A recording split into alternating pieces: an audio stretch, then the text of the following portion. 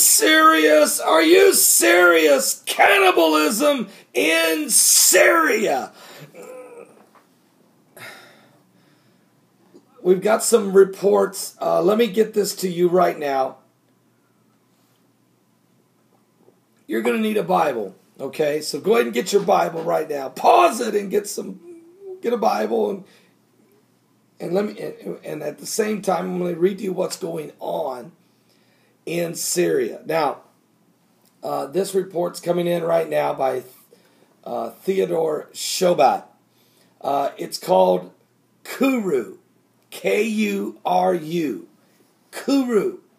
It's an extremely rare disease which virtually became extinct after extinguishing cannibalism in Papua New Guinea. But amazingly, Kuru has now been found in 8 to 20 people out of all places, war-torn Syria. And the only way it could have come about, doctors have confirmed, is through cannibalism and the consumption of the human brain. As first reported by Arabian news sources and has been substantiated now by Orient News Television. Well, here's what the deal is. 2 of the infected people that have been found with Kuru were sent from Syria to a hospital in Turkey. For further examination, they were then only transferred to another hospital in Germany. One of the 2 have already died. Since Kuru is 100% fatal, Kuru is contagious and has symptoms of skin ulcers and worms, and according to a piece in the New York Times, quote, Kuru is very rare disease. It is caused by the infectious protein found in contaminated human brain tissue.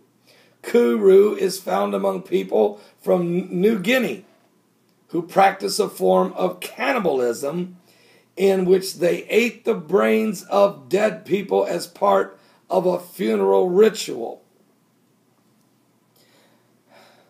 One of the infected men in the German hospital has confirmed to have eaten human flesh, and he eventually died.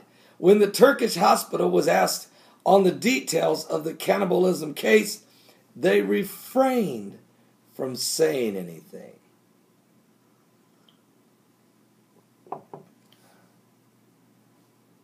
I'm going to tell you why it happened. There's already been video of Muslim Brotherhood soldiers killing Assad's soldiers and then eating the heart of the soldier they just killed, cutting his heart out of his chest and eating it on videotape.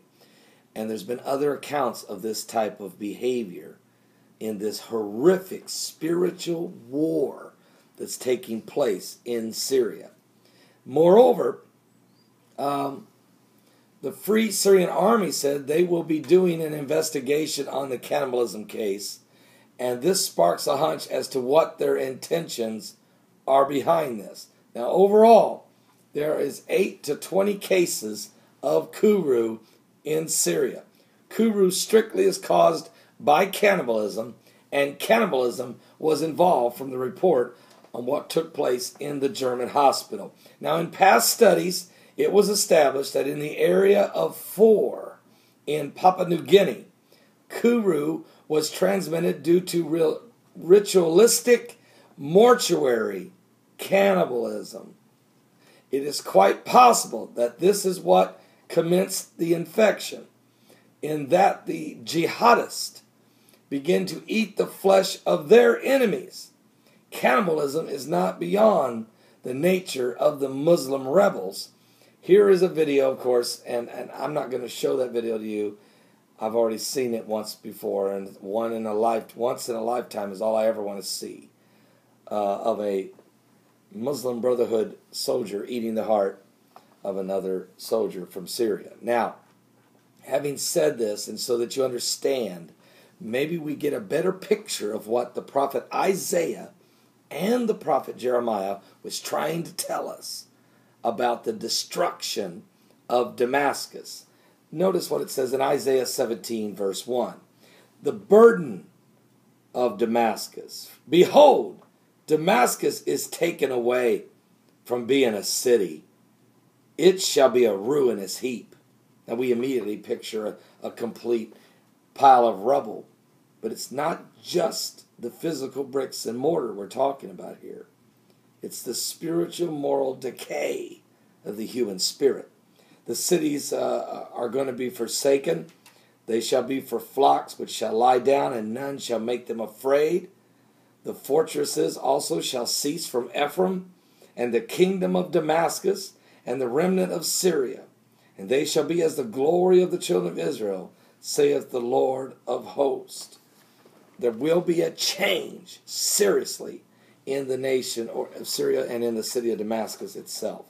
Now go with me to Jeremiah chapter 49. Let me read to you 4 verses of what was prophesied to come by the prophet Jeremiah.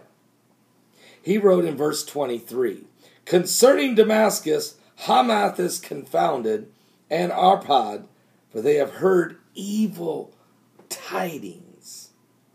They are faint-hearted.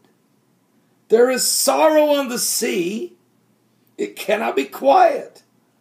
Damascus is waxed feeble. It turneth herself to flee.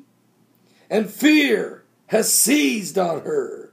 Anguish and sorrows have taken her as a woman in travail.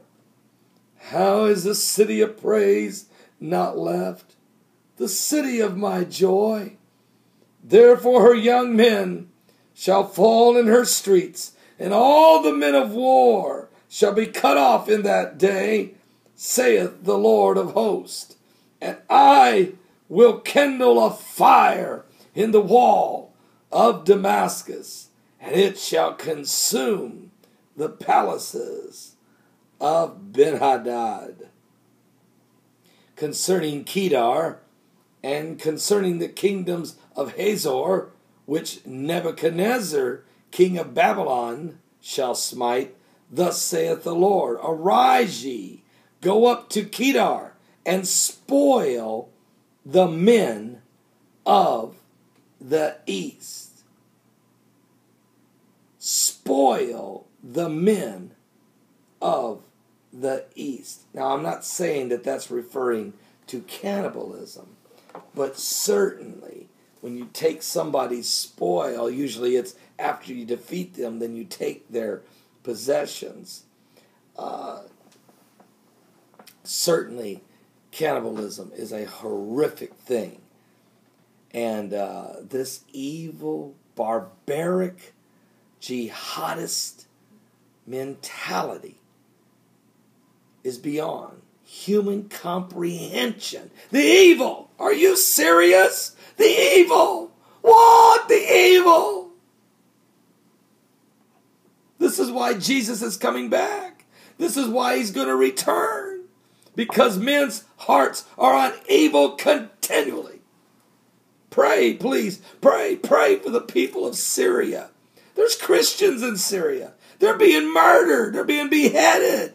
We've got all kinds of reports. Children, pregnant women are being shot by snipers in the belly and young children in the head. This is what's going on. 1 million people have fled the city of Damascus. They've went into Turkey and into Lebanon. They went into Jordan. About 500,000 of them have, trying to find refuge.